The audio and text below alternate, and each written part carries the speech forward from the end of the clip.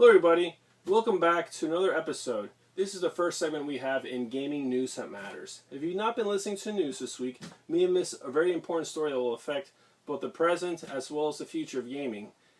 So, the question I have for you today is, what do Ratchet & Clank, Sunset Overdrive, and Spider-Man for PS4 have in common? They were all developed by Insomniac.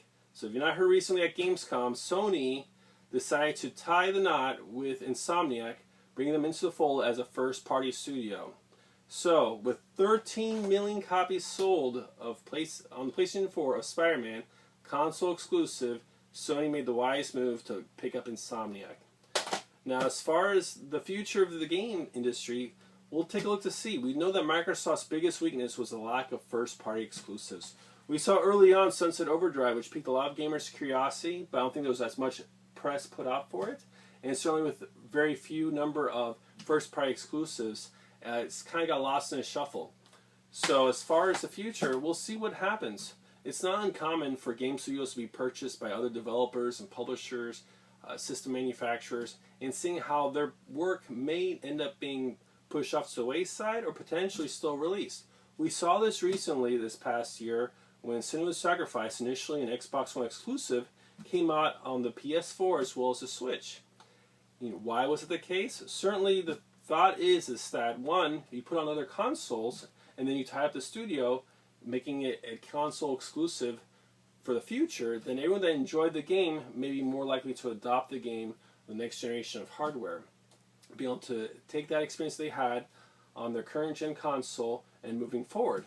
Certainly as far as there could be contractual obligations. Certainly Ninja Theory had to pay their employees, so certainly as far as work they put into investment, time, resources, into taking their Xbox One property and putting it on other platforms, they needed to pay their employees.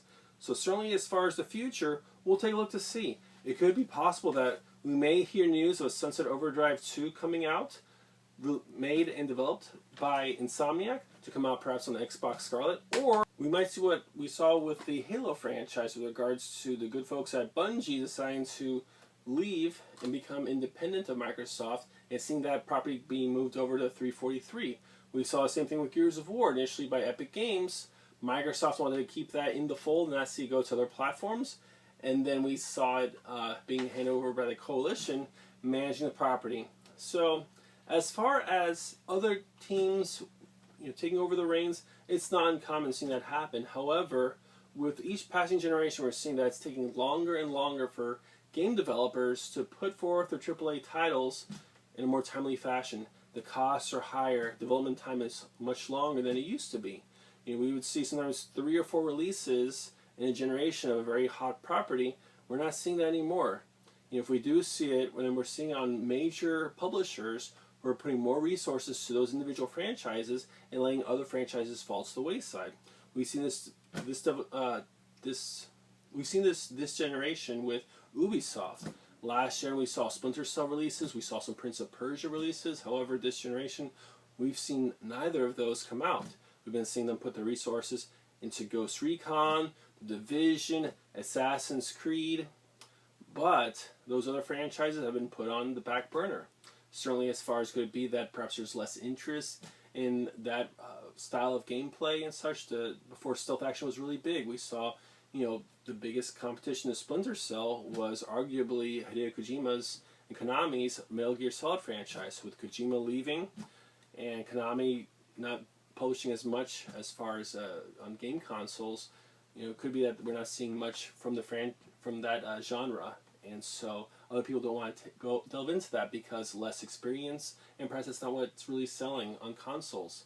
Certainly as far as the independent single-player game experience is one that can't be monetized as frequently, such as in sports games, loot boxes, shooters, and the like. So it will be a matter of time until we start hearing word, perhaps as we get closer to next year and the next generation of console releases, whether or not we'll see the future of Sunset Overdrive. Was Microsoft pleased? They like the franchise. Perhaps we'll see a sequel, potentially with another developer taking over the reins. Or is Sunset Overdrive something that is an Insomniac property that now Sony owns, and they have the right to make their own Sunset Overdrive and capture more Microsoft game players, the Xbox ecosystem, and bring them over to the PlayStation fold. So only time will tell. So certainly, as far as we look forward to hearing more news, certainly Tokyo Game Show will be around the corner. So hopefully we'll have some good bits of information passed along that will matter to you and I, the average gamer. This is Kermit the Gaming Hermit. See you later.